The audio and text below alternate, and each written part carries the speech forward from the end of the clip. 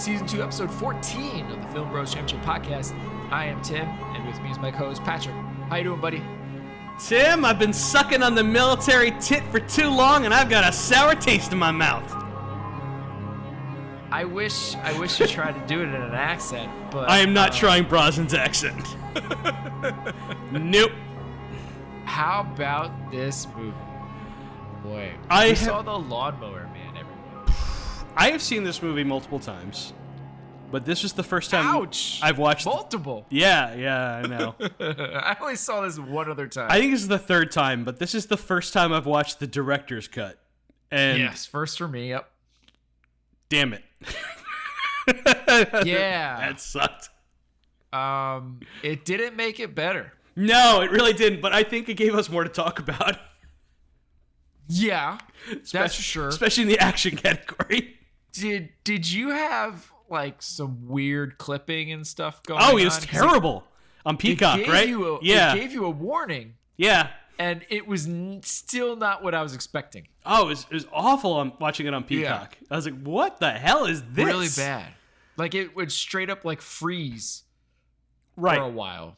And I had the subtitles on, so it would, like, sort of fill in, like, dialogue that I missed, and then it would catch up to what was going on. I was like... Yeah, I forgot to do that. It was weird. Should have.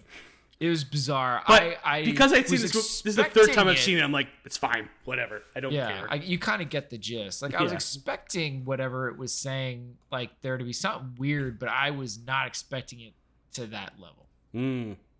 It was quite unfortunate. Definitely sucks you out of a movie that's easy to be sucked out of. Yeah. It's definitely, I'm going to check my phone. This movie was a hit, right? Yes and no. It did well. It made money.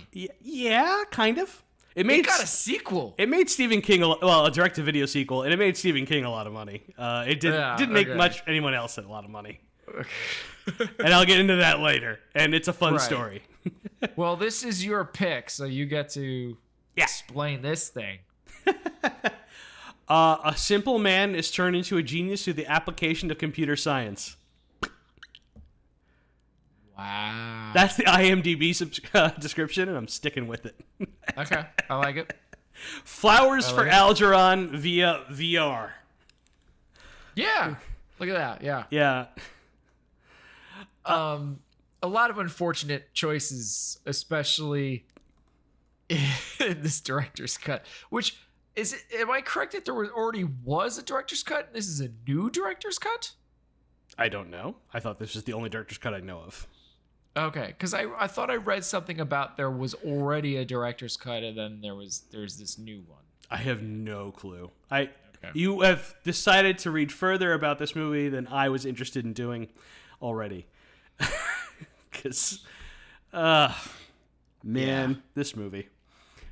Yeah. Still not my lowest ranking movie though, which.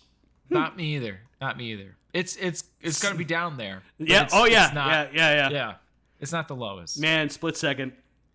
The fact that you couldn't beat this movie, that's rough. It's real bad. That movie's real bad. So, and you know what though? I'd probably be more interested in rewatching Split Second than watching this movie ever again. Because I've watched this 3 times now, and it's like I'm done. I never want to watch this again. I would definitely never watch the director's cut again. Oh God, no. That's for sure. So much longer. It is so much longer. There is a half an hour more of footage, and it's like all of it's bad. This is bad. All bad. I mean, it definitely I don't know what's the right way to say it. Like fills it and flushes it out in a way I didn't want it to be. Oh, it certainly explains what happened to Pierce Brosnan's wife in the movie, which just disappears in the regular cut. Just disappears, yeah. So I was like, oh, well, that's nice to know. Right. And then I think it's been a long time since I saw the original, but is there just more stuff with the shop and such going on too? Only in that, like, when they attack the house, that's new. Okay. I mean, like, the visual effects anyway would come with it, yeah. Right. And everything in the beginning with the chimp is new. Nope. I believe. That's all there from the original, more or less, yeah. Oh, I thought they added a lot of that stuff, like his escape and all that. I don't think so. but it's been a minute. Fair enough. Yeah. So let's get into it. Yeah, hero. For lack of a better option, our hero is Larry Angelo. He's like a Rick. All right, a little bit. He wishes. He wishes. He's a cool early '90s Dr. Frankenstein scientist who has a 5 o'clock shadow, an earring, wears a leather jacket, and he smokes like a chimney. And he drinks a lot of Bushmills. Oh, the fucking Protestant whiskey. Boy, that pissed me off. It's funny because I know your feelings on that, and that is Pierce, my note is Protestant whiskey. Yeah. How dare you? So, I mean, a lot of this could be contributed to alcoholism, right? Bad decision making because you've been drinking alcohol. It certainly seems every bad decision he makes starts with like a half a bottle of Bushmills. Like, yeah. Well, maybe if you had drank Jameson, sir, things would have gone out better. But no, maybe because it seemed like who knows? He drank that watered down trash. But it keeps coming back every once in a while in the movie to here he is in his basement with his Bushmills. His shirt is wide open for God knows reason, and he's talking to his computer while drinking whiskey. That's an audition for the Bond producers. Played by Pierce Brosnan. He's created a serum that, with the help of virtual reality, can make chimps and people smarter. He says the potential for human advancement is endless. Virtual reality holds a key to the evolution of the human mind. Unfortunately, he's developed all this under the auspices of the shop, who wants to use this tech to make better soldiers. Now, so when this movie came out, it was advertised as Stephen King's The Lawnmower Man. And the shop is one of the few things that Stephen King did create that is in the story. The shop was like this secretive government agency that dealt with supernatural stuff. Not so much investigating, more like how can we exploit. So they're the bad guys in Firestarter, and they've been in a bunch of other things too. Oh. Yeah. Okay. Because I never really quite got the government vibe, but it just seemed like a corporation. No. It's a government agency, whatever. Like I said, in Firestarter, which is where they first introduced, they start off with like I think there's some like they're in Virginia somewhere or whatever, so they're like right outside all the government stuff. That makes sense because I think he had to go to DC. Yeah, exactly. To talk to people at the shop. Okay. Now, I just never really realized it was an actual government like shadow agency or whatever. I just kind of figured it was like we got money and we're going to throw it to this company or whatever. Now, before we get into everything else, I wanted to because this is my favorite part of the whole story. I want to tell you what the short story is about, Tim. Okay. The Stephen King original short story. It is about a man who is tired of mowing his own lawn, so he hires someone to do it for him. Okay.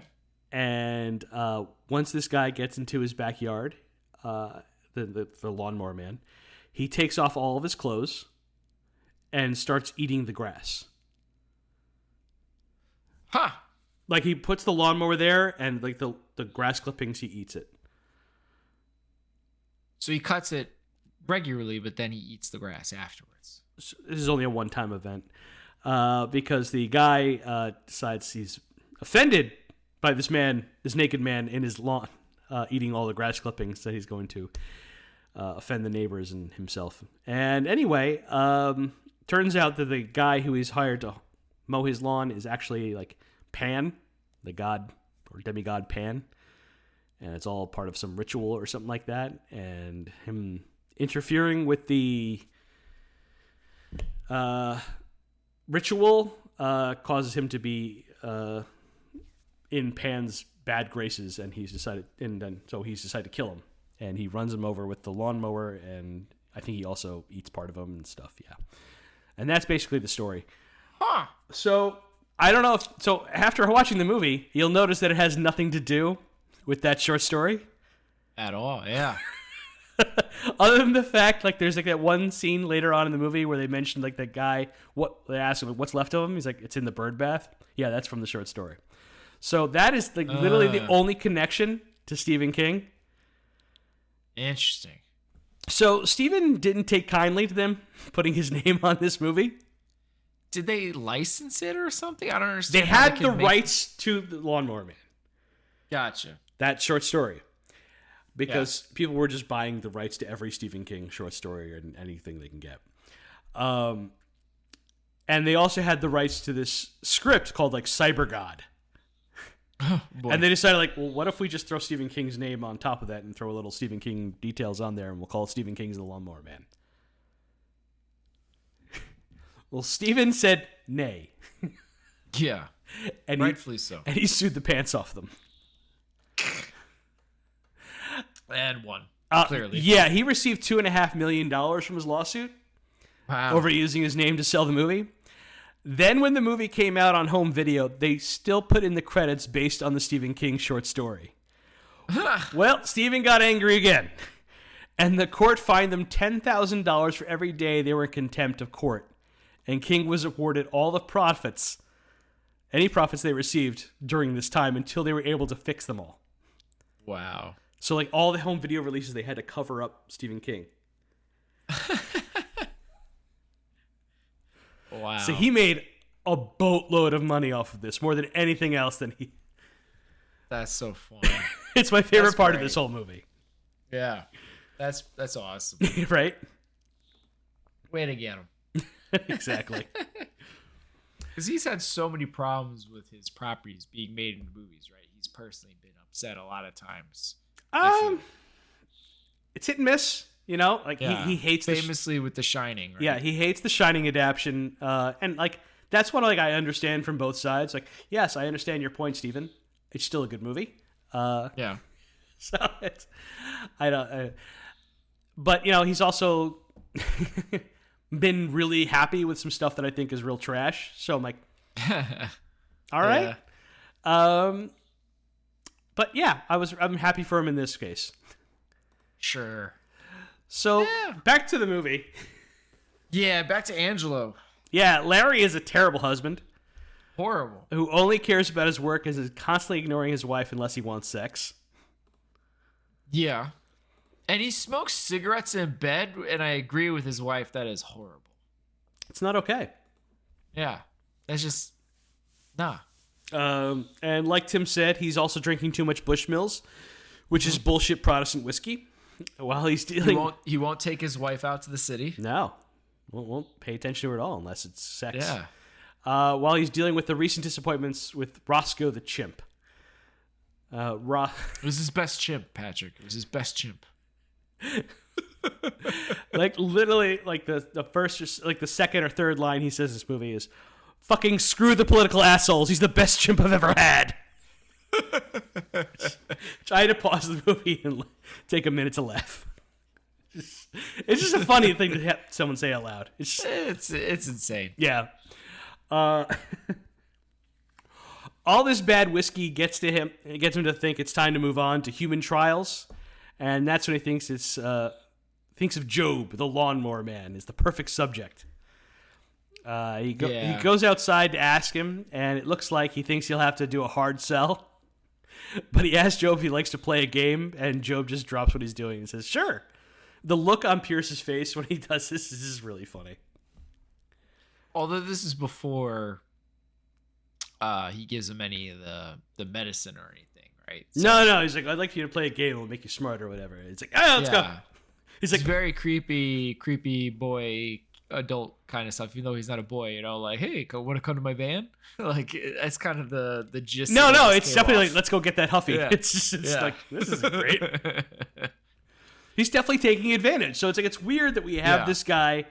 He's definitely a Dr. Frankenstein type character where he's just like so obsessed with the science and not thinking of any of the moral implications of what he's doing, like taking advantage of this person. And and what's worse is that he tells him like, "I can make you smarter and make people stop taking advantage of you." And that's what he's doing. He's taking advantage of them. Right.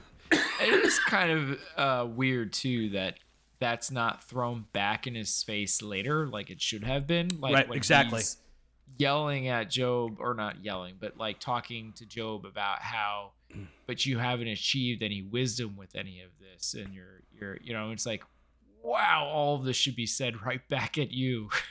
Yeah, For real. and so it's a huge, would have been a really interesting thing if it was in the movie. It's just not there. Well, that's the biggest problem with this character is he learns no lessons at the None. end of this. Because at the end of the movie, like, he defeats the bad guy and he decides, yeah, I'm going to just take my stuff underground and start again. I'm like, really?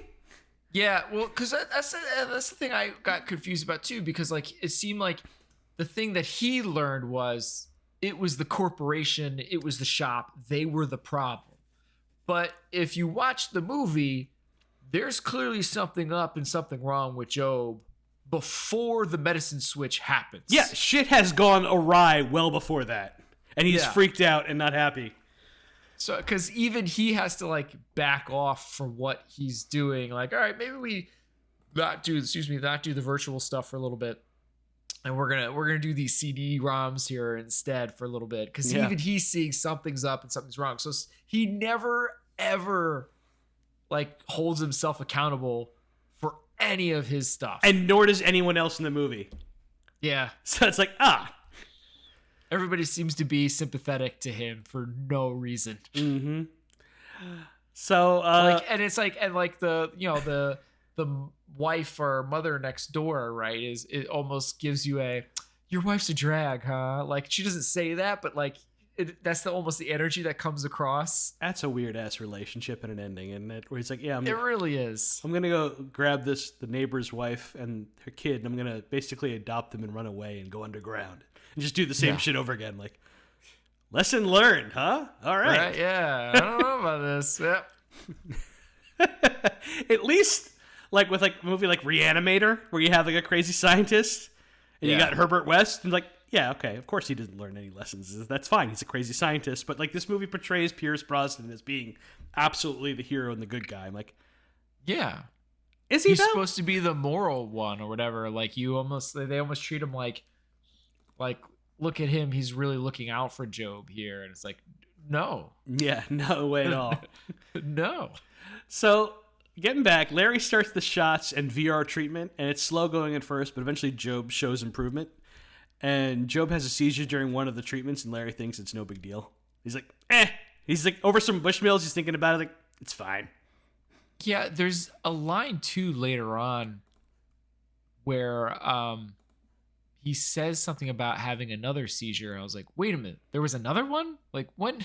Yeah, well, he has the first one in his basement, and the second Right. one that's like in the lab after like, what's his name? The guy's partner screws with the computer Right. and gives him another seizure while he's in the VR set in the company. I forget what the name of the company is. It's VOS, I think. Yeah, I think so. Yeah. Yeah. Yeah, but it's I don't know, it's weird, but he's not a particularly good guy. I don't want to say okay, BSI. as much as I was way off. BSI, sorry. It's a really bad, poorly written character. 100%. That being said, Pierce Brosnan is charismatic, and I enjoy him, and I am biased. I can't hate Pierce Brosnan. It's true. It's difficult. Yeah. Like it's. I mean, he was like made to be in that VR set, looking like he's taking pain. He pulls it off. He looks good in that Right? spandex or whatever it is. He's I don't know, whatever that is. Yeah. that is a wetsuit weird thing. costume. Yeah, Yeah, whatever with the weird blue tube stuff. yeah. I don't know, but yeah, it's not like you're watching it, and definitely you're like, yeah, this is not a likable character. It's a bad character, really poorly written, but it's not like you're ever like really cringing, or it's not like, Pierce Brosnan is still good. The at charm what of he Pierce does. Brosnan really overpowers how badly this character is written. Yeah. Yes, exactly. So Larry continues to be really excited by all of Job's advancements, especially when he gets telepathy. And like even like, Job's kind of freaking out about it, but he's like, this is awesome. Yeah, he's excited. Yeah, but then when Like, Job gets this happening, like I knew something could happen, but I didn't think this could happen. right, kind of a yeah. deal. But then when Job gets telekinesis and talking like he's God, he starts to have second thoughts. It's like, well, Yeah, his voice like completely changes at that point in the movie. Like all of a sudden, it's very low and monotone. yeah. It sort of turns to the Jeff Fahey we know and love. Yeah. Larry is forced to report his findings to the shop. The director is on the phone the whole time, which is a boss bitch move. And that's when Larry finds out the shop has his safer formula switched out with the rage juice that Chimps got, and is furious and warns him of the dangers. Infected with what? There you go. They try to kidnap and force him to work for them, but he gets away. And we'll get into more of that a little bit later. Yeah, stupid car rentals could have gotten away faster. That was painful to watch. Such tension. Yeah, for real. Spoiling action. Sorry. All the exciting action is spoiling it. I think I'm spoiling much. Yeah. Job eventually goes too far, murders a bunch of people, including Larry's wife. And he seems very affected by her death, but was oddly cool with her brainwashing when he first came to the house. Yeah. Eventually, Job leaves Larry tied to his chair in the basement to go off to become the Cyber Christ and whatever. And Larry's neighbor Peter comes by and unties him. Larry quickly hacks into VSI and triple encrypts everything and locks him out of the internet. And then Larry grabs some C4 bombs that are ready to go and gets a ride from Peter's mom to his office. Kind of getting into action here a little bit, but all right. Not really. This isn't the action part. Because Job made sure to melt all the cars, and they were both in the area when he left. And that's all I really want to say because I don't want to spoil any more in action. Yeah. But I've already said my two favorite lines from Larry Angelo, which, by the way, I'm sorry. We cannot have Pierce Brosnan playing a man named Larry. It definitely doesn't seem right. It ain't okay.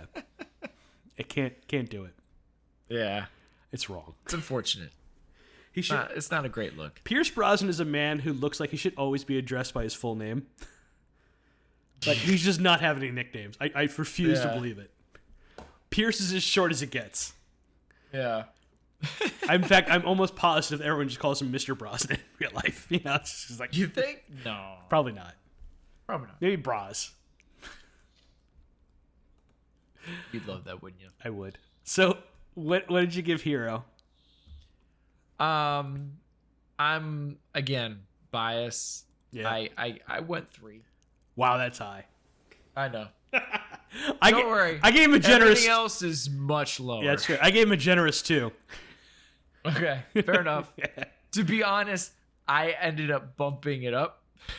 Mm-hmm. So I think I did go lower. I can't remember if it was 2 or 2.5, but I ended up bumping it a little bit because I didn't like the end result of what I was giving it. Yeah. So I gave a little bump to Pierce because I love Pierce Brosnan.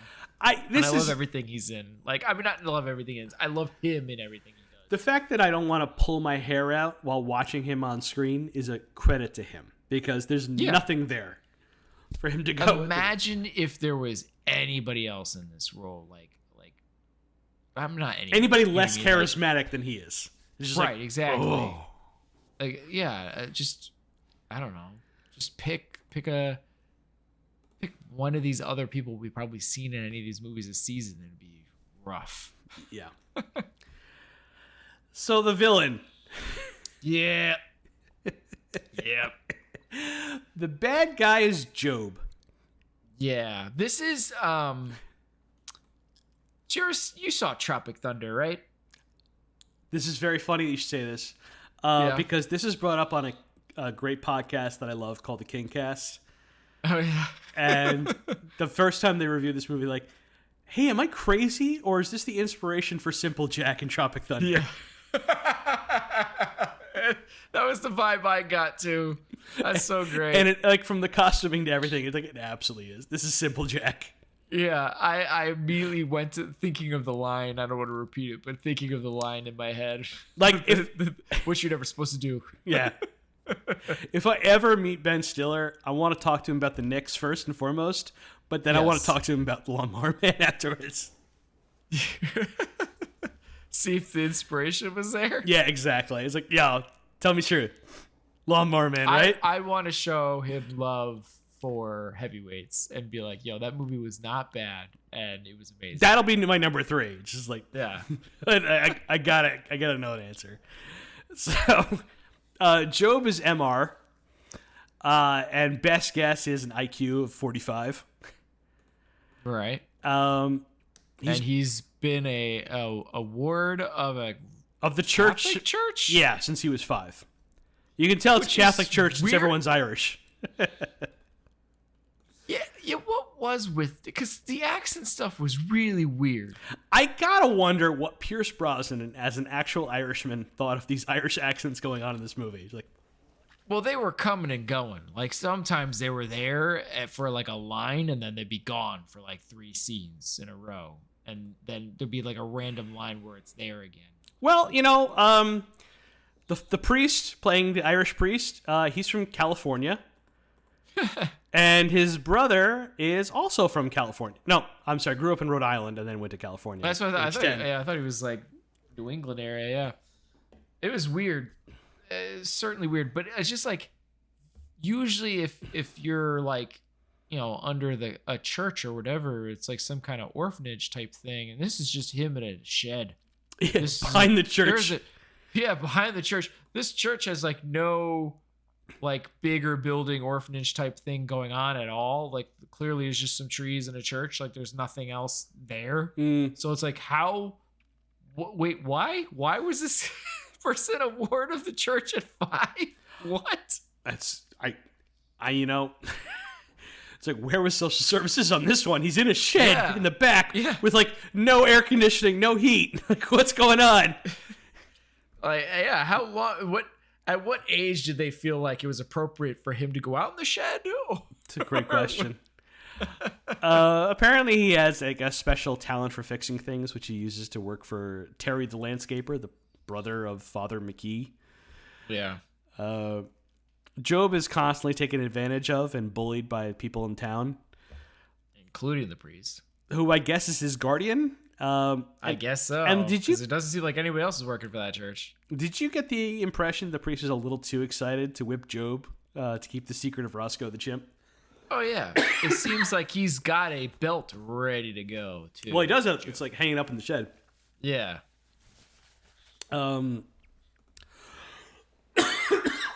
God damn it. Sorry. You're fine.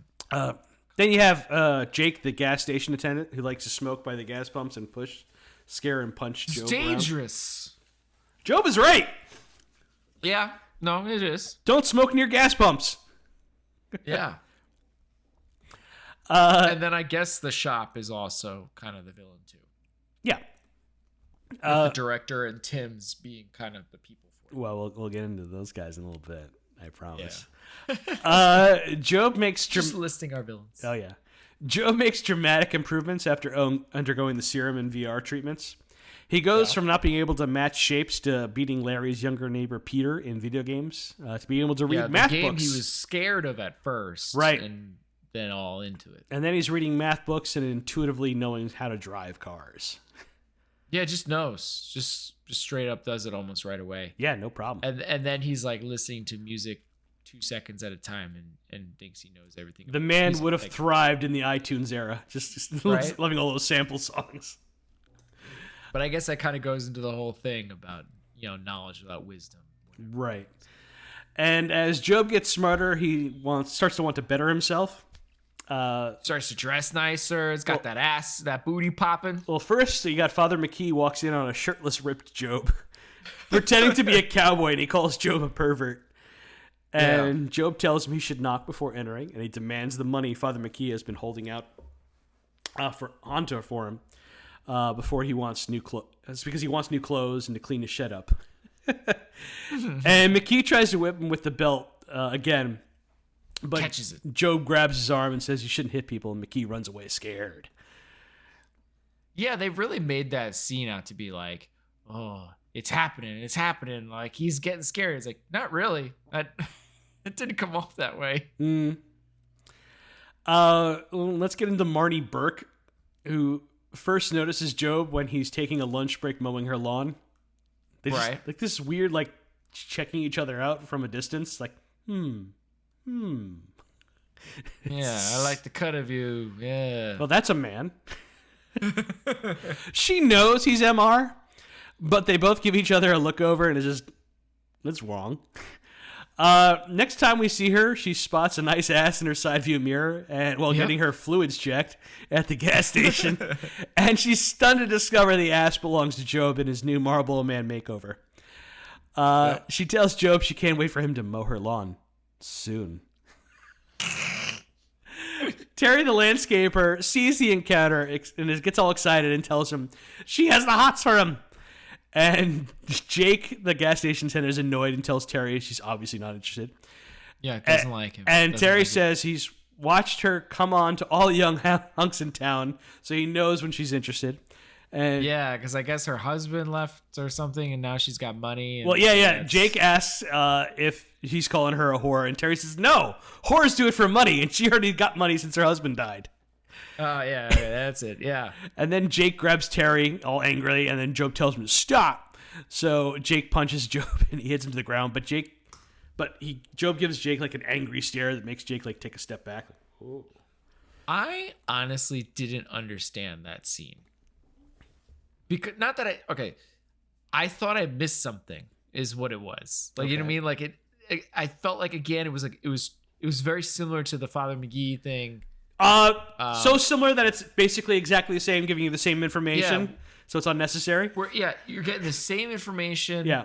It's trying to show like, oh, here it comes, he's getting scary, but it doesn't come off that way either. So it's like it's the music and the vibes is saying this is what's happening, but clearly visually it's not. Yeah. So it's just like, what? I had to rewind. I'm like, what did I miss? I don't get it. This is why most directors' cuts are bad. It's like, we don't need this extra information. This was a good cut. You already achieved your goal. Mm-hmm. In the previous scene. So it's like, we didn't need this at all. But I guess it's fun to see the Marnie flirtation. So after this, Job is feeling himself and starts to mow the lawn shirtless and in tight jeans and cowboy boots. And he begins to hear Big Red. Yeah. And he begins to hear Marnie's thoughts about inviting him in, which she does for lemonade, which is code. Of course. While wearing lingerie, and they have some sexy time. And it all feels pretty illegal. She even asks him if he's ever kissed a girl before, and he's like, no, obviously, because... Yeah, it's a weird scene where she has to, like... They basically show her teaching him how to kiss, even with tongue. And there's, like, this... Like, okay, give me your tongue. And he's, like, sticking the... It's really just... It's very uncomfortable. If you're not into, like, moist saliva and all that kind of stuff, this is not your scene. Or... This is the most horror part of it for you. Adult women taking advantage of mentally handicapped men. It's like, I don't like this. But he's smart now. He's smart. She doesn't know that. It's a good point. That's a problem. Yeah. Eventually, Job's telepathy increases again, where he can't shut out people's thoughts, and it hurts him. And he tells Larry, but Larry is more excited by the possibilities than concerned for Job. The shop gets a rundown from Tim's, Larry's boss/partner, and they convince him to switch out the formula that Larry has been giving him to the stuff that Chimp had been given, which makes the subject more aggressive. I am curious, though, when he gets the new formula. Not until way later. That's what I'm thinking, because it almost seemed to imply that it happened sooner, but then visually it looks like it happens way later. It does, which is why this whole director's cut is all jumbled. Like, well, this doesn't make any sense. Yeah. Because he doesn't start shooting himself up with the rage juice until Larry is in D.C. Right. Which is way later in the movie. So I guess it's trying to show that, maybe Angelo is, right or whatever. It's like, no, but clearly something was wrong before he shoots up with the rage juice. To be fair, he doesn't kill anybody until he gets the rage juice either. True. So it's just... But that's true. It's still, like, the timelines seem very weird and like Yeah. It's like, what's the difference? It's just like he just needed the rage juice to convince to kill. That's it. Otherwise, he's creepy and scary. Exactly the same. But all right. Yeah, and I'm pretty sure he already basically turned Marnie catatonic, basically, or whatever. Yeah, it turns into a vegetable or something. Yeah. He does something to the VR rig, too, that causes Job to seize again. And when he gets out, he says he saw and touched God. Yeah. This is where I like to give a special shout out to Dean Norris, our man Hank from Breaking Bad. Hank. Yeah. Playing the director of the shop. Really hilarious performance, especially when you think of him post Breaking Bad. It's funny. I mean, you see him mostly on this giant screen. Yeah. Conference room for like, it's him on a giant screen, Angelo, Tim's, and then just soldiers. It's like, what's the point of this giant room? It's weird. And it's all very like, he's playing this like extra dramatic and slimy and a little femme. Yeah. Well, he'll be back one way or the other. Yeah.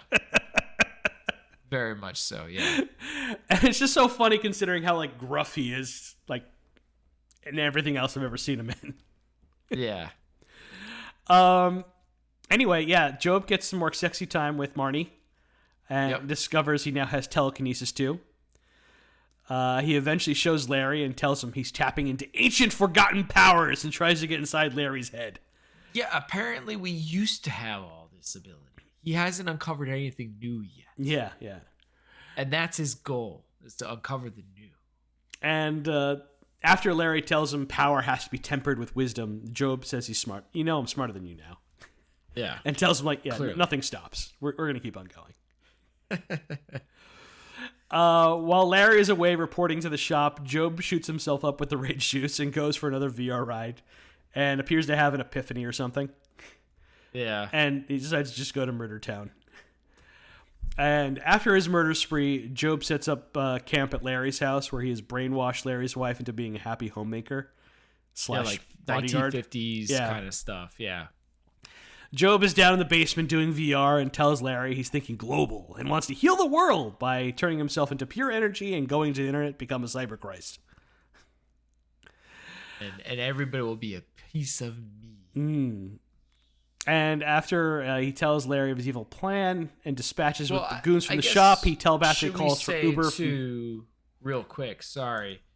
Why he wants to heal the world, right, is he learns history and realizes all the horribleness historically in the world.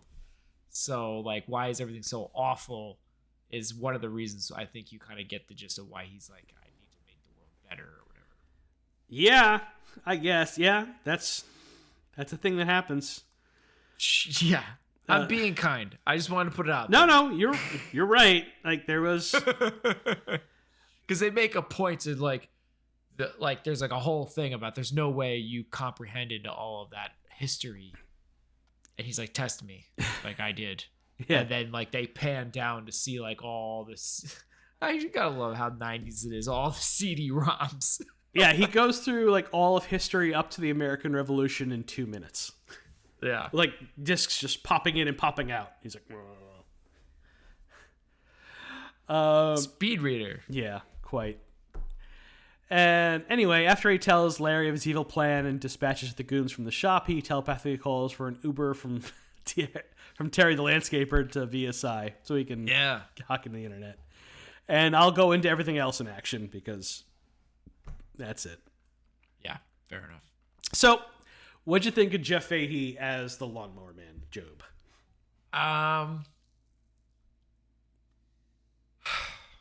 It's a weird part. A lot of the early parts is very unfortunate. It's a tough part to play. It really is. It's kind of asking the impossible. I don't think it's as bad as I've seen. Like, he's not going Sean Penn. No. Yes. I Am Sam. I Am Sam. Yeah, that's what it is. Yeah.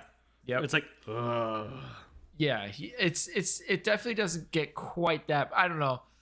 In the beginning too, when he's like Cybo Man, it's like real rough. Yeah.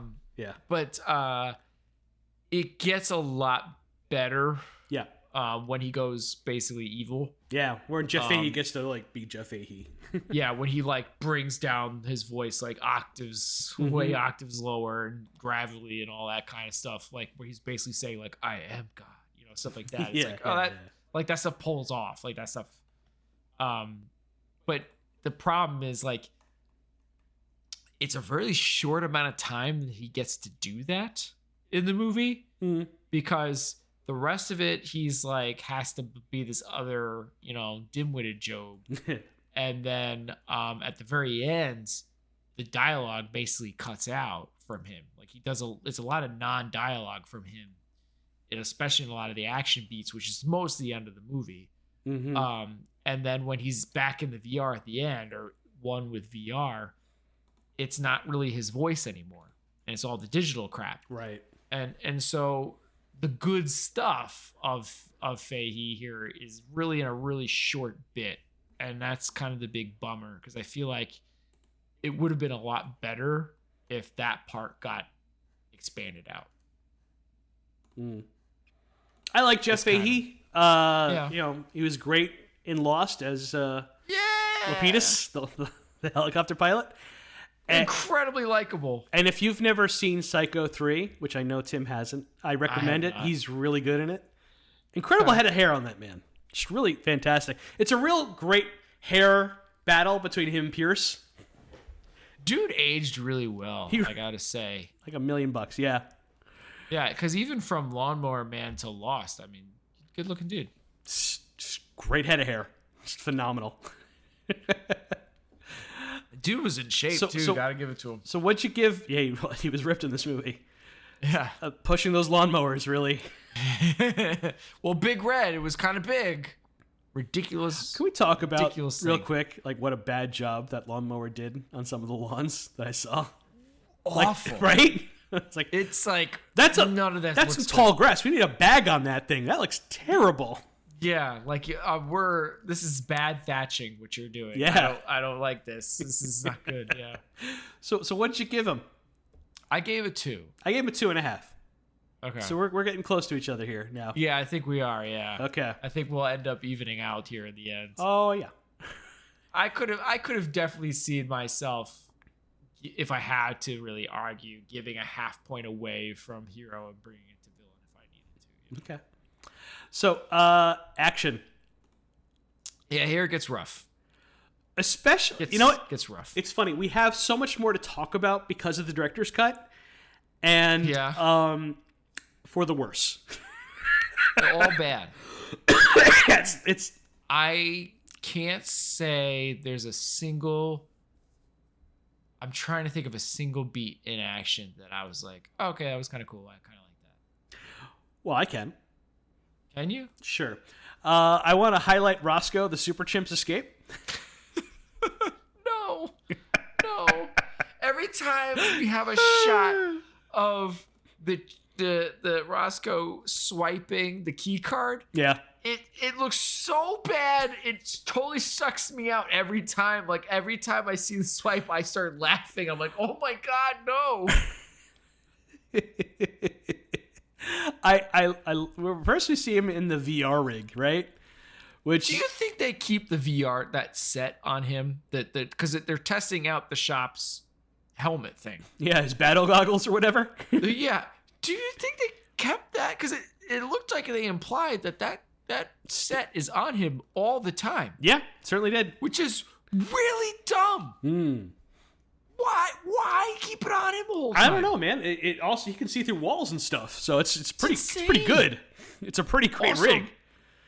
Like, not to slightly backtrack, but did Pierce Brosnan dream the escape? No. Because he wakes up from a bad dream, and it almost looked like that was his dream, that he gets the phone call. So it was like, that was kind of weird. But anyway. Yeah, I just think that's just weird editing. I don't know. Yeah, okay.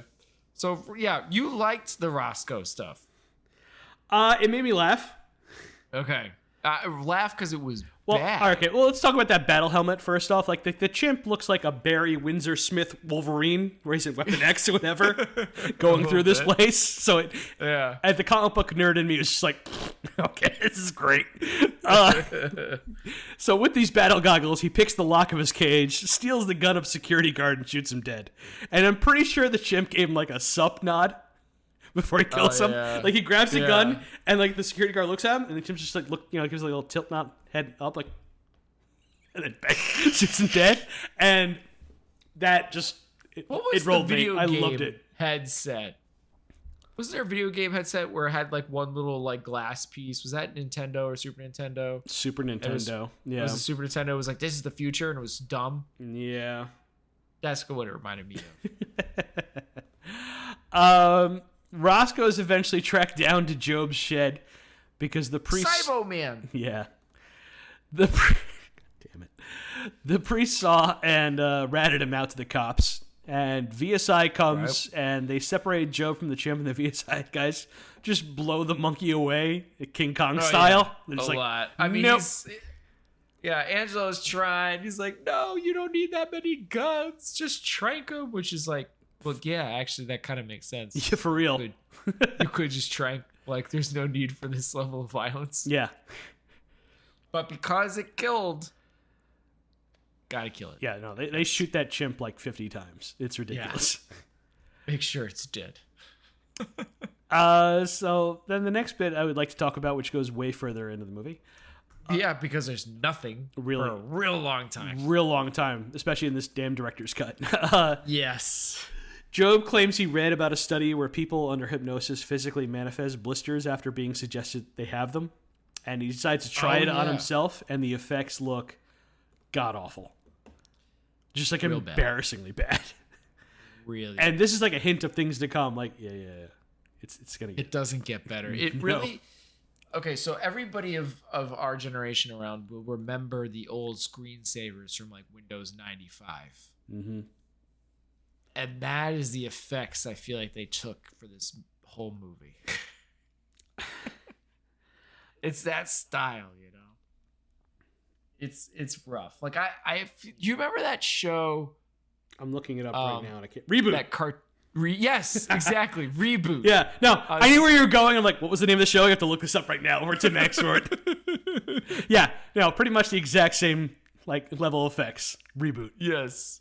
Actually, to be fair, I think Reboot might have been slightly better. Probably. Yeah. It's like Transformers Beast Wars level like nonsense. Like, this is terrible. Every time they get turned into like little like the balls. Dots. The balls. The balls. Why? We're going way ahead, but yeah. Was it just to like, I'm breaking you down to a molecular level? I was thinking atoms, yeah. Maybe that's what they were doing, but it looks real awful. Mm-hmm. So, Job reads... And I think, by the way, what happened to Tim's, I'm sorry, what happened to Tim's is what especially reminds me of a screensaver. Fair enough. We'll get into that. Okay. Job reads Marnie's mind and decides she's kinky enough to take a trip to the VR with him. Yeah. And they start making out in VR, and then they turn... And it's weird and gross because they're becoming one and stuff, and it's... Yeah, like their faces turn into one, and then they turn into a dragonfly together, and then she gets stuck in VR ooze? Spunk? I don't know. It's weird. I don't know, yeah. I was like, someone ejaculated, I guess? I don't know. I don't know. And then Job turns into a weird monster that spits something at Marnie, and Marnie is so horrified by her experience, it turns her into a vegetable, and she just laughs to herself from now on. I didn't think he spit. I think he was consuming. No, I think he was spitting something at her, but yeah, it's... I thought it was the other way. I thought he was taking, brain type stuff from her. I thought that's what basically made her catatonic. I think all readings are valid for this nonsense. Okay, fair enough. Fair enough. It was, it's all sorts of ridiculous. Yeah. And he's like, oh, I'm sorry. I thought nobody could get hurt. Yeah. Well, it's fair. I didn't think that either. Yeah. The shop comes to abduct Larry at his hotel because they realize he's not going to be cooperative. And it gives... he does make it pretty clear. Yeah. And it gives Pierce a little something to do in this movie. Yeah. He punches out his business partner, Tim's, and then has a tension-filled minute and a half trying to rent a car in the hotel lobby. Oh my god! Literally, we're just staring, going back and forth between him waiting for them to give him the car, looking at the computer, printing out the receipt. He's like, and then go into look at other people looking for him in the hotel. Yeah. It's like, and he's like, this is taking too long. And I kind of want to be like, this is actually really short. It's never it's like, how it's taking me a lot longer than that to rent a car. How are they missing him? He's at the big wide open lobby. Yeah. It's like, these are the worst goons in the history of goons. It is rough to watch. Yeah, it's not great. Eventually, he grows impatient and runs away to the basement of the hotel and is caught. But then a busboy comes by with a bottle of champagne, and Pierce grabs that and knocks out the goon behind him. Yeah, cracks it over his head. Yeah, Larry then like asks the waiter to cover him with the gun because he's like, he holds the gun. He's like, oh, I don't want to hold the gun, and he's like, here, cover him. And the waiter's like, okay. And this weird waiter's holding this gun to this dude he doesn't know. Yeah. What would you do in that situation? If someone gave you a gun to hold him, would you hold him? Or would you be like, who the hell are you? I would not touch that gun. Yeah. Like, I don't know what's going on here. I'm going to call the police. Although, in his defense, anyone holding an Uzi is generally not a good guy, according to any movie I've ever seen. That is true. Yeah. Larry then steals their Uzi 9mm. Yeah, that's right. Larry then steals the goon's car and drives home. Well, not without because the guy is like, there's a guy resting on the car. Yeah, he's sitting on the trunk of the car, like smoking a cigarette or whatever.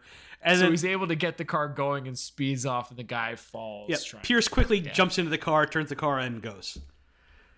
Because he grabbed the keys from the guy, the goon that grabbed him in the hotel. I just want to say that was a slight, to give this movie credit somewhat, if anything. There was a slight stunt with the guy falling. It's true. Sure. Yeah, that's a good point. We haven't had much. Tension, filled, scary stuff. Not sure how far away he is from home since he flew there and is driving back, but he seems to drive back with a couple hours. Yeah, because I almost get the vibe this is a movie that's supposed to be in the West Coast or something. Well, it was definitely shot there. Yeah, that's the vibe I got. So I was like, I don't see how he drove. This doesn't make any sense. It must have been a quick flight wherever he was going for. Let's see. Yeah, it was definitely all shot in like Simi Valley, California, in Pasadena. It's the vibe I got. Yeah. It definitely didn't look like DC. Not at all. Let's see. Okay, let's get to the good stuff. Job goes to the church, still wearing his VR suit, looking all cool. Yeah. And says he's come for Father McKee's confession, where the priest admits to molestation and other awful things. So, theories confirmed. And then Job, with his mind, lights him on fire. Kind of. I just want to say, in this moment, I like everything that Fahey is doing. Yes. Everything else is awful. Yes. The father's terrible and the priest not good. The priest is really bad. And then why did we have the abilities of practical effects. We have so many abilities to light something on fire, not in this way. Yeah, he lights him on fire in some kind of weird VR animation thing, and it is rough to look at. It barely looked like fire. Yeah. It was terrible. So bad. And I want to be, this is where I got interested. This is why I started to look up stuff. I know you kind of God bless, I don't know how you looked up stuff, but this is where I was like, I now need the context of the era, because yes, I saw this movie a long time ago one time, but still not in 1992. I was not of the age to watch this in 1992. I was still too young, right? So I wanted to look up reviews. And I had a real hard time finding reviews of the time period, because I found a lot of reviews on the director's cut and a lot of people commenting on the special effects now. But I'm like, yes, I know what it looks like now, but I need to know what people thought of the time, because to me, I feel like there's so much better effects of the time period too. Like it's awful. Yeah, they were just very excited about the idea of the effects and what they could do. They didn't stop to think if they should. Uh, it's. I mean, It looks about the same crazy. and about as equal quality to like Roger Corman's Fantastic Four, Human Torch, when they light him on fire. Like, oh, this is bad. not good. I still have not seen that, but yeah, You wouldn't. it's awful. You would not enjoy it. I imagine, especially as I don't like the Fantastic Four that much. No. So then Job makes a next visit to the gas station Right. and uses telekinesis to sucker punch Jake with a gas hose and tie him up Yeah, it's an interesting use of gas hoses. Just beat him up with the gas hoses. and tie him up. And then he goes into his mind and lobotomizes him with a VR avatar of Job with a lawnmower blade mouth that runs over his brain. His brain, yeah. Lawnmower Man is in your head now, Jake. Which I don't understand that. Like, I feel like that should have been a callback to something that I don't recall. Tim, how many times... I have seen every James Bond movie multiple times. I have seen almost all Arnold Schwarzenegger's movies. I have seen every bad kiss-off line there could be. And I watched this and I was like, what the hell? What does that even mean? What exactly? I'm like, he's supposed to be a genius. What is this? This is terrible. Did we Smart not think people about aren't this funny? for a second? I don't know. Damn it. I don't know. I don't know. It was really bad. It wasn't good. No, it's not intimidating. It's not funny. It doesn't call back anything. It doesn't make any sense.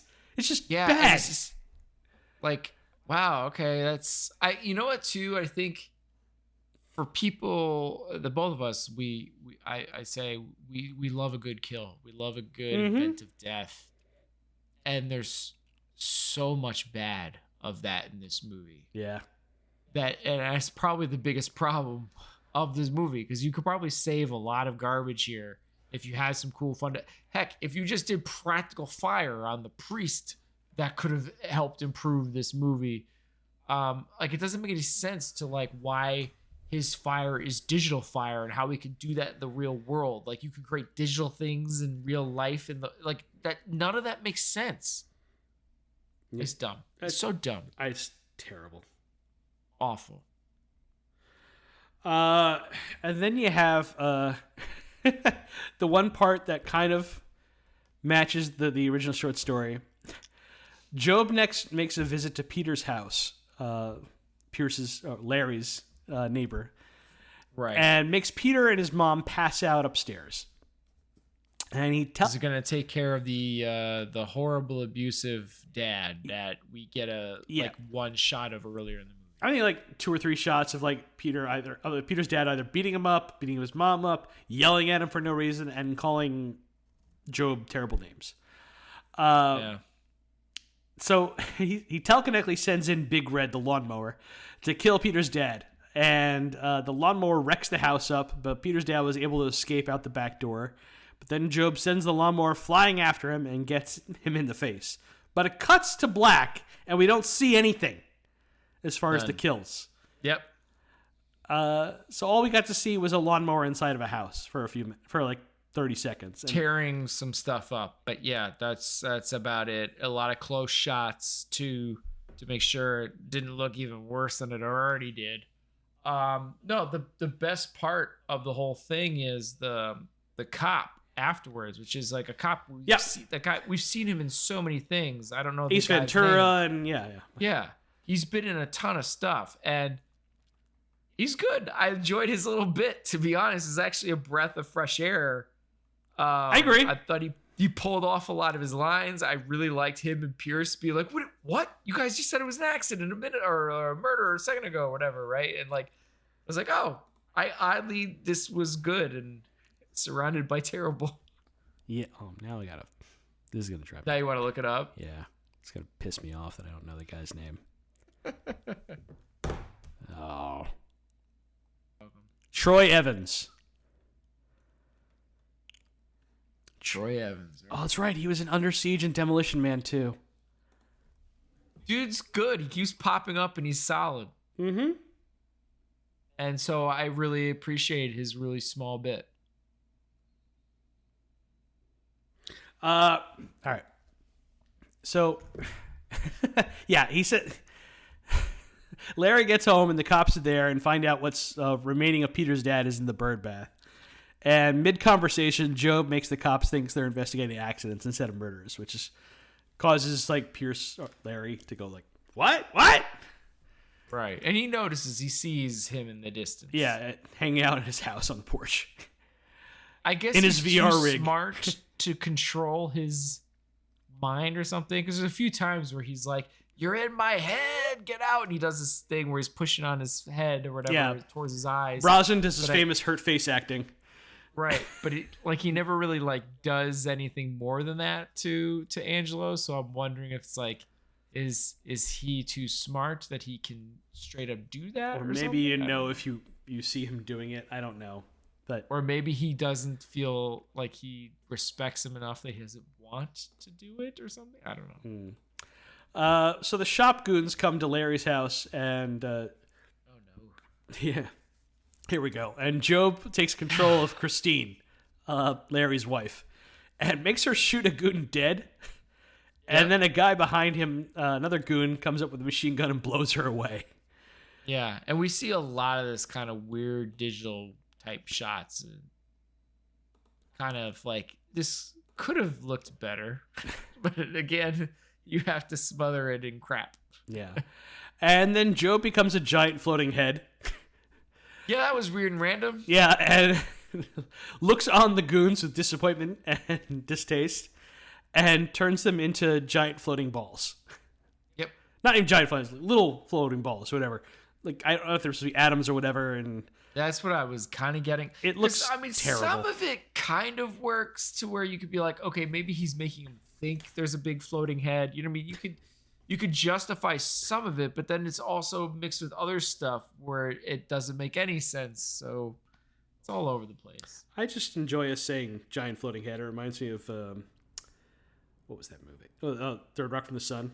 The big giant head was the leader. Why does also the giant floating head have the looks and hairstyle of earlier Joe?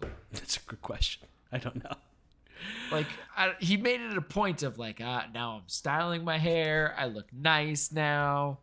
But here, when he protects himself digitally or in, big floating head, he's like messy hair and stuff again. Great question. It's kind of weird. You'd think you would see yourself as you prefer right now. Right. But okay. The next bit of action, we got Job makes a virtual bee swarm attack and chase away the VSI guards, and my God, these are the worst effects of them all. Yeah, how creative, because he just happens to see a stuffed bee on the dash of the car. It inspires him, yeah. Inspiration. And one gets a little bit bigger with a stinger, and they all basically run away. It's one of the cheapest looking parts. Run away. Yeah, it's terrible. Yeah. It's real bad. The head guard missed the bees. He was inside the building at the time and tries to take a shot at Job, but misses and kills Terry the landscaper.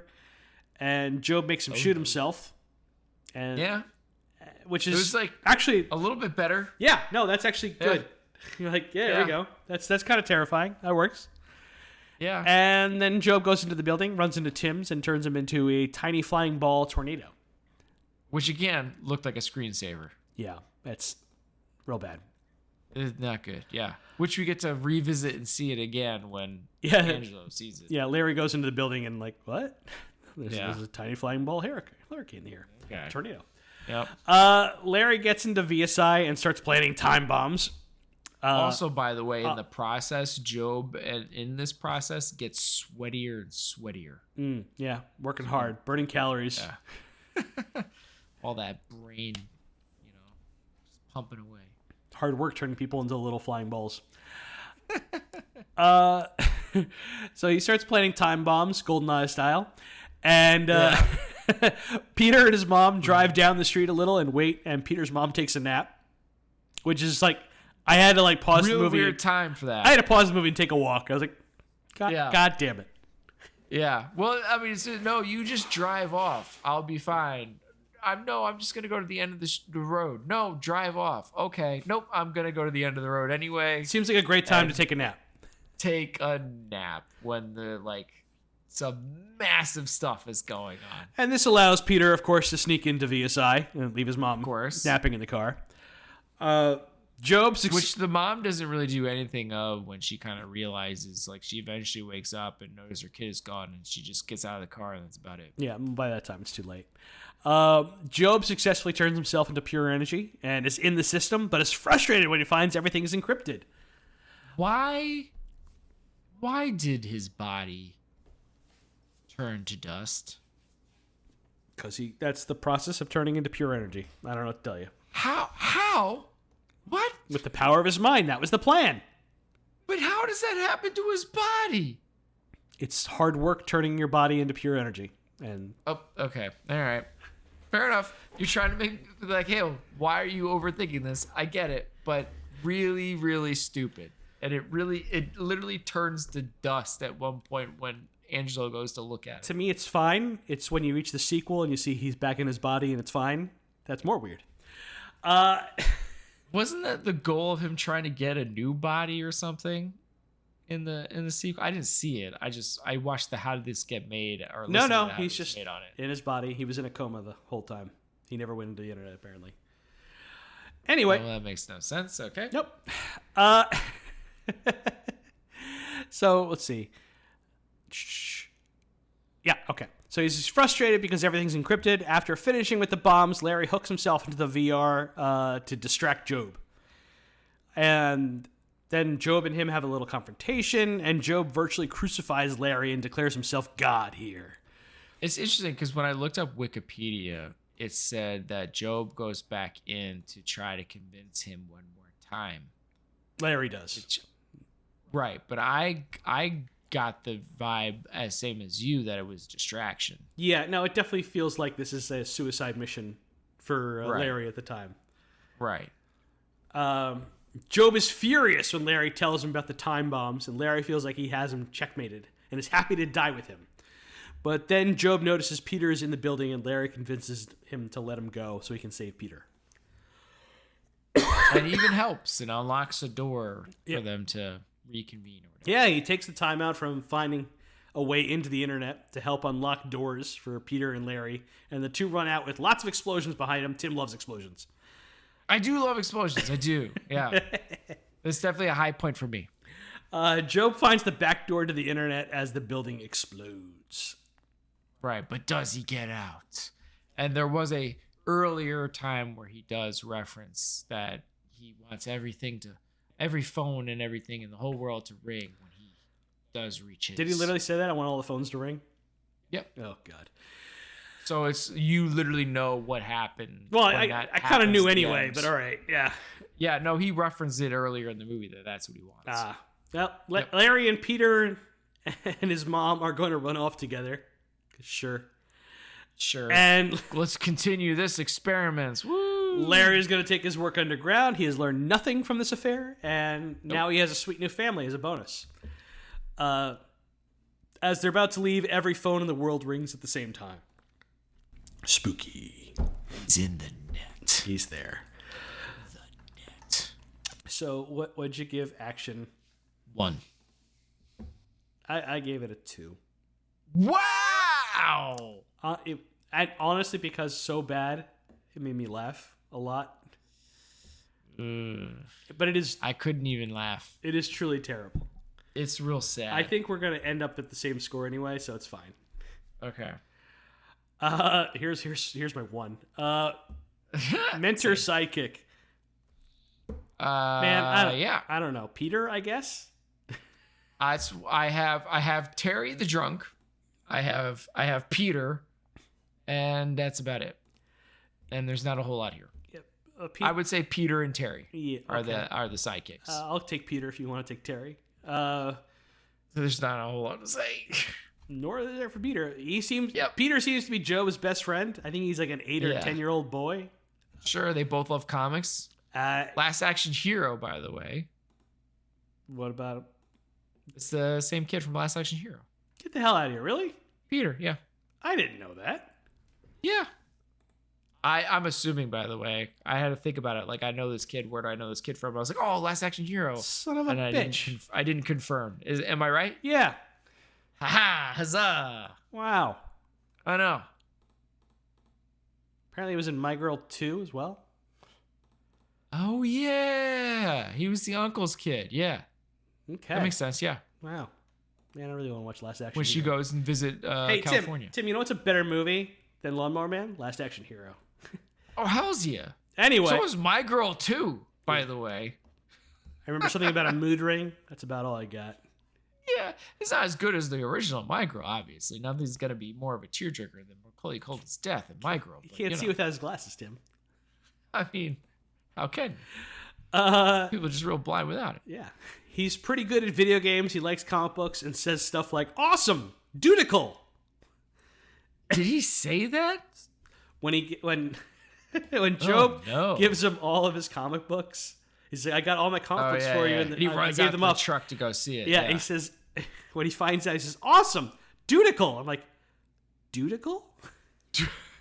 I was alive during this era. That was not a thing. No kid said that. Thing. I was Yeah. about the same age as this boy. What if it's one of those things where somebody's like, did I just say that? His dad beats the crap out of him and his mom, and he's just there. Yep. That's it. So what do you want to say about Because he Terry? doesn't even do anything when he even gets in. No, he's not he useful sneaks at in. all, and he doesn't add anything. He causes more problems. Yeah. Yeah. Terry is he's drunk. He's an alcoholic. He always has his flask on him. Yeah. He owns a landscaping business, and his brother is an awful priest. And he seems to try to help out with Job and help him out on the job with mowing lawns. He seems to be the only dude who's nice to Job, and is not taking advantage of Job, and is just trying to give something Job to do with his life and just be there for Job. He's actually probably the only decent person, even though he's an alcoholic in this whole movie. He seems to be always there to console and be there for him. So, I'll give him some plus for that. I do like the guy. I like him as an actor, even though his accent is all over the freaking place in this movie. But I like him in general. Jeffrey as Lewis an actor. is a very good character actor who's Yeah. just always happy to see. Like, oh, that guy. Yeah, I like that guy. Yeah, exactly. It's a unfortunate part, and again, his accent is all weird. But anyway, even when Job gets evil, he's there just to be there for the ride, kind of deal, literally. And then it's slightly sad actually when he dies. It's actually one of the real only sad parts of the movie. Like the only part that probably gets you at your heartstrings is not of anything else but when he dies. Yeah, you kind of feel that one moment. Okay, sure, yeah. So this Jeffrey Lewis is a good actor. Yeah. Yeah. So I gave it a 1. I still gave it a 1. Yeah. So my final score was a 7.5. Mine was 7. Okay. Yeah. And I have it. This is where I'm struggling with, because for right now I have it tied with Dr. Giggles with 7. So I'm trying to think, do I want it above Dr. Giggles or do I want it below Dr. Giggles? It's below Dr. Giggles for me. I'd rather watch Dr. Giggles almost again. feel like Dr. Giggles had more entertainment value. Yeah, give me all the doctor puns over watching this again. You said you had it at 7.5, right? Yeah, now I'm looking at it. Oh God. That's over Dr. Giggles for you. Yeah, take off a half point. I don't care. Take off. So we're tied now? Yeah, go ahead. Okay. We're 7. All right. And you're going to put it below Dr. Giggles. Yeah. Okay. All right. There we go. Putting it in. Here, I'll put action effects at like 1.5 instead of 2. That's probably more appropriate. Yeah. Yeah. Action, I put 1. It's bad. I'd definitely rather watch Twin Peaks Fire Walk with Me more than a 2. No, that one I can't say. Okay. Yeah. So this movie had a budget of $10 million, which is a little under $22 million today. Worldwide gross, a little over $32.1 million, over $70.3 million today. It debuted at number 2 in its first weekend of release, losing to Wayne's World in its second week. A lot of lost to Wayne's World, I feel. Wayne's World was a huge hit. Yeah. Massive. I'm starting to get, I love the movie, obviously, growing up with it, but yeah, I had no idea how massive it really was. This is beating movies left and right, I feel, that we've already looked at. Man, all right, so Yeah, Wayne's World made like 183 worldwide $183 million worldwide. Wayne's World. Wow. On a budget of $20 million, supposedly. What a massive SNL hit. I wonder what if that is the highest grossing, accounting for inflation, for SNL movies. That's a good question. Why don't you tell me what we're watching next week while I look that up? Okay. So, well, anyway, I just thought it was interesting. So our bottom lists and our top lists are pretty close, but just kind of mixed up a little bit. You know what I mean? I just thought that was interesting. Like, we both have Split Second as dead last. You have Lawnmower second to last. I have it third to last because we feel differently about Twin Peaks, but then Dr. Giggles. So we're all pretty close there with a lot of our picks. I feel like the middle part section is where we have the most variance and difference, because even our top three are the same, just slightly different in order, but just interesting. So who knows? I complained a lot about having different lists, but now it's kind of interesting to see the different lists. So maybe we'll have to have audience members vote or something. You know, I think it was Mean Girls is probably the highest grossing. Oh, is that an SNL movie? That makes Lorne sense. Michaels produced it. I don't know if you count it as SNL. Because it's not exactly an SNL character. Didn't start as that, so you're probably right. It shouldn't count. It shouldn't count. It's not an SNL character. I like that. You're right. Yeah. I'll find out for you guys next week. Okay, fair enough. So what are we watching?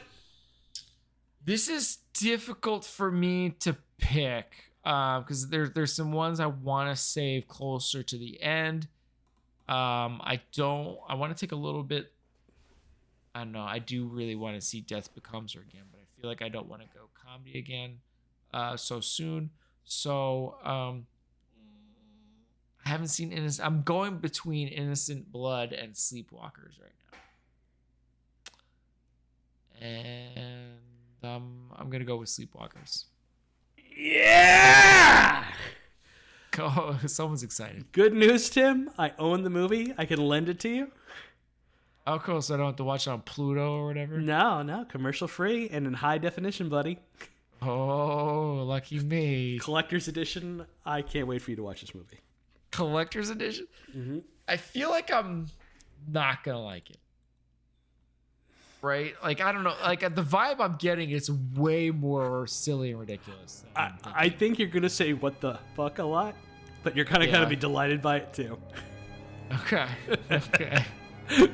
Like, you're going to want to like pause it like, what am I watching? What is going on? This is some weird stuff. Yeah. Yeah. All right. So Sleepwalkers, and that is currently apparently on Pluto, but apparently I'm gonna watch it. Yeah, you got Blu-ray. All right. Sleepwalkers. All right, man, let's do it. You ready? Yep. That is it for us. Please show your support for the podcast by leaving a review on Spotify, Apple Podcasts, Google Play Music, or Apple Music show. Also, sharing is caring. Be sure to follow us on social media to get the latest show updates. Contact us by emailing at filmbroChamp@gmail.com or find us by searching for #FilmBroChamp. Thank you for listening to this episode of the Film Bros Championship Podcast. Peace out, everyone. He's the best chip I've ever had, Tim.